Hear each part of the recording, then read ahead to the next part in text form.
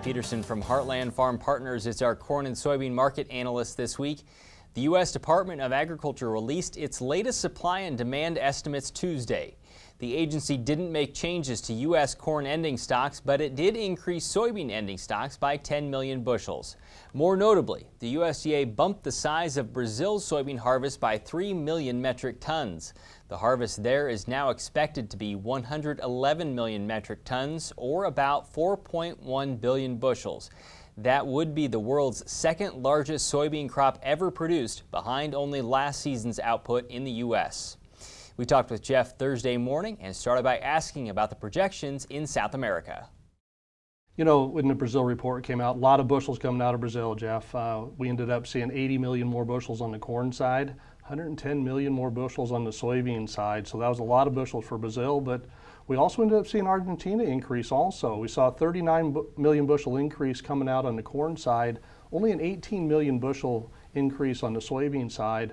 All of that could be attributed really in Argentina to the yields, but on the corn side, a lot of that came from more acres, a lot more acres being planted to that second corn crop, the safrinha crop. Before we talk about U.S. S&D numbers, tell me what's happening on the world scale. Yeah, and interesting, you know, when we saw these big production numbers come out, as we start first on corn, the demand side, we saw a nice increase in corn demand, 125 million bushels, but that still gave us 91 million more bushels of ending stocks. That was about a 1% increase.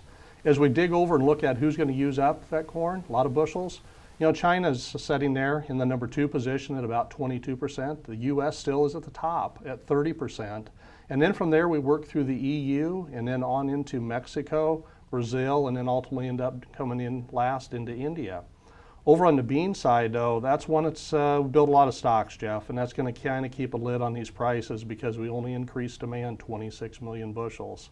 As a result, ending stocks came up 5.5%, 169 million bushel increase in ending stocks. And as we'd expect, China's at the top of the heap to be the one that's going to use it, you know, along with the U.S. and Brazil and Argentina in that order. So. Back in the U.S., ethanol production was increased by 50 million bushels this report. Can you tell me where the strength is coming from? Yeah, you know, a lot of it because of the problems that they had in South America on the corn production last year, and also because we ended up seeing the sugar price go up higher. As a result, they didn't produce as much, and we've had a good market importing, or basically sending exports and allowing them to import the bushel. So that's been good demand for us. And we've also are gearing up for that time of the year in the driving season where we're going to have more gasoline demand. So there's been a lot of good blending demand there also on the ethanol side. How much focus is on the weather across the Corn Belt right now? It's everything's being talked about, Jeff. That's the big thing. And as we dig into the weather, I think first thing we have to look at is kind of the planting progress and set it up. 3% planted, you know, that's not much. We've got some key states that haven't got started. That's not a lot different. Last year, 4%. Really the past 5-year average, about 3%. But whatever has everybody's attention really would be the 6 to 10 and the 8 to 14 day forecast, which does show a lot of precip, and a lot of precip actually for not only parts of the western corn belt, but also the eastern corn belt. And that's got people a little bit nervous as we go into the season. We can't say that it's going to be a crop we're going to have a lot of prevent plant yet, but that's something that's got everybody talking. Update me on where fund positions are. You know, right now, and this is a good position to actually have the funds in. When we make our weekly adjustment in here, what we're showing is the funds are short about 156,000 contracts on corn. Now they were shorter more than that last year. They were short about 223,000 before they started moving higher. So if we get a little weather scare here, they're going to have to buy back through some of those shorts, which that's a good thing. Over on the bean side, we show them even. And so at this point on the beans, they could still go either way at this time. I should have mentioned you do have some guys that are already going in the field. There is a few guys out there. You know, as we look around different areas, as you go into south central Nebraska, some of those are guys getting rolled.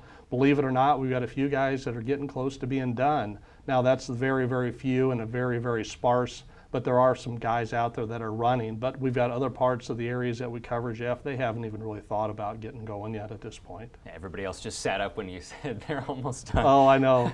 Okay, markets go where from here, Jeff? Well, this is a nice setup. If I was just purely a technical trader, I'd be sitting there, I'd be saying I want to buy corn and I want to buy beans.